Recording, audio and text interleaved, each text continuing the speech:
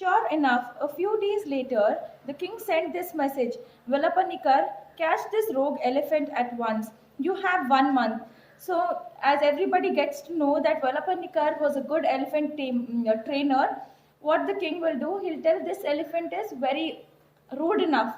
So, you have to train this elephant. This was a message sent by the king.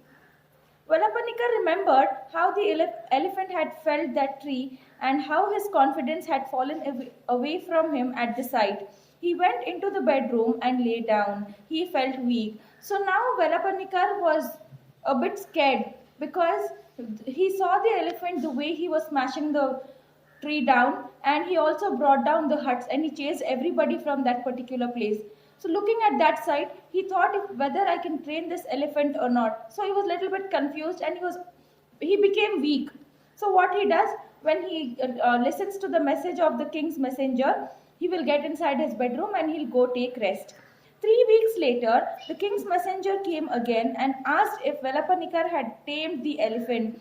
Aryathai met him at the door. So what happened? 3 weeks passed. So the king's messenger will come again and he'll ask if Velapanikar has trained the elephant or not. So what Velapanika's wife will do is she will go and meet him. Who? The king's messenger. My husband's fallen ill, she said. So when the king's messenger will come, she will tell that person that my husband is not feeling well. Please find someone else to catch this elephant. So she'll tell, please go tell somebody else to catch and train this elephant. But the messenger wouldn't listen. He shook his head and repeated the king's order. So what the messenger did when she told my husband is not feeling well, he didn't listen. He told you have to obey what the king has ordered. Aryathai went over to Velapanikar, who was lying sick in bed. She was worried that he might be dying. She realized something had to be done. So, listening to that king's messenger's words, she will go back to Velapanikar, and she's worrying whether my husband will be alive or not because he's already fallen sick. So she'll think for herself that I have to do something now. I'll try to catch this elephant. So she's telling, I'll try to catch this elephant. So after dusk, she went to the shed and took the rope and put it over her shoulder. Then she went quietly out the front gate. So after dusk, that is after the sunset, she will go to the shed where animals are um, uh, kept. She'll take the ropes over there. From there, she will come out of her home slowly. She doesn't want to tell Velapanikar also that she's going to catch the elephant. The grandfather stood up and stretched his legs and pointed down the road with the half-eaten mango in his hand. On this very same road that Aryathai walked along. So when grandfather was telling the story to granddaughter, he stops over there and they are already eating mango. Holding that eaten mango in his hand, he's pointing at the road and telling, see, here only Aryathai was walking to catch the elephant. Aryathai walked till she reached a small pond. There were hoof prints of deer and water buffalo near the pond, and among them were enormous round elephant footprints pressed deep into the muddy slope. She was sure the elephant would come back that night to drink water. So what she did, she kept walking and walking continuously, and when she was walking, she found a pond. And what was found near the pond? She found the footprints of deer, water buffalo, and not only these two animals, she's also found the footprints of elephants. And how are they? They are round in shape. And when the elephant has walked in that place, that particular place, mud has gone down because it's muddy and slippery.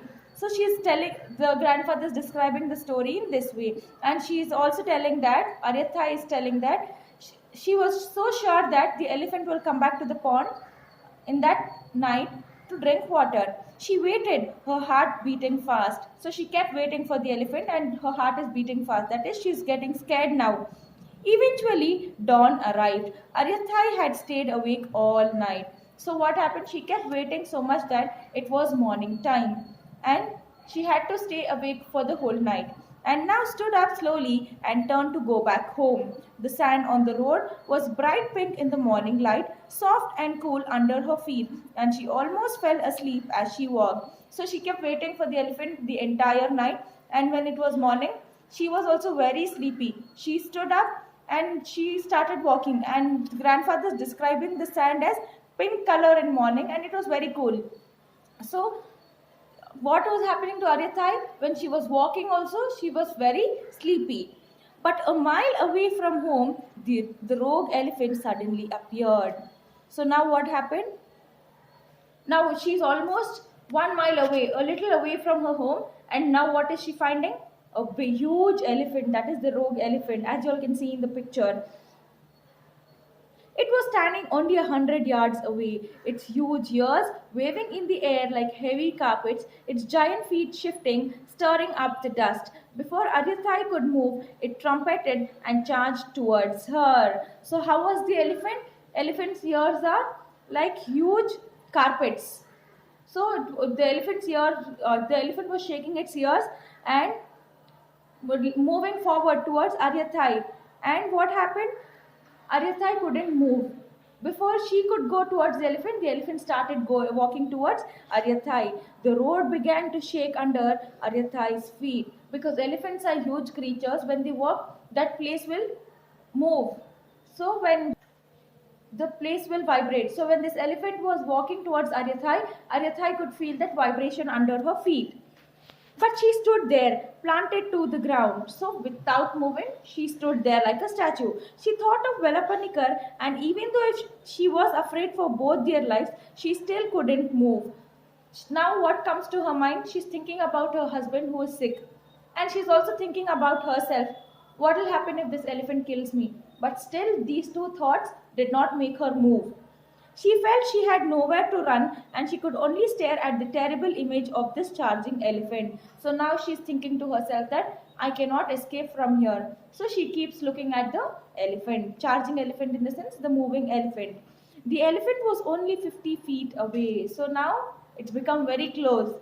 Aryathai still did not move. Her legs seemed to be fixed. When the elephant came more close by, she still didn't move like trees to the earth. So, how did her legs become? The trees became like trees to the earth in the sense the trees cannot move, right? So, even she had become like a tree. She began to remember all the things she loved, and it felt as if her memories came rushing up to her through her roots in the soil. She was about to cry out, but then in the same moment, she made herself to take a step forward. So now, when this elephant was coming closer and closer, she kept recalling all the good things. So all these good things, what happened when she remembered everything? Her legs started to move. So what happened? She kept recalling all the good memories. So these good memories made her take a step forward. So she starts walking. With enormous effort, she lifted her arms and held open her hands and showed the rope to the elephant. She closed her eyes, hoping to communicate her sorrow somehow. So what she did, recalling all those good things, she got a bit strength. So she lifted her arms and she threw the rope towards the elephant. That is, when they have to tie the elephant, they need to open the rope, no? She also did the same thing. But she thought somehow she could communicate her sorrow, somehow she can explain her sadness. But somehow, let's see what will happen in the next paragraph.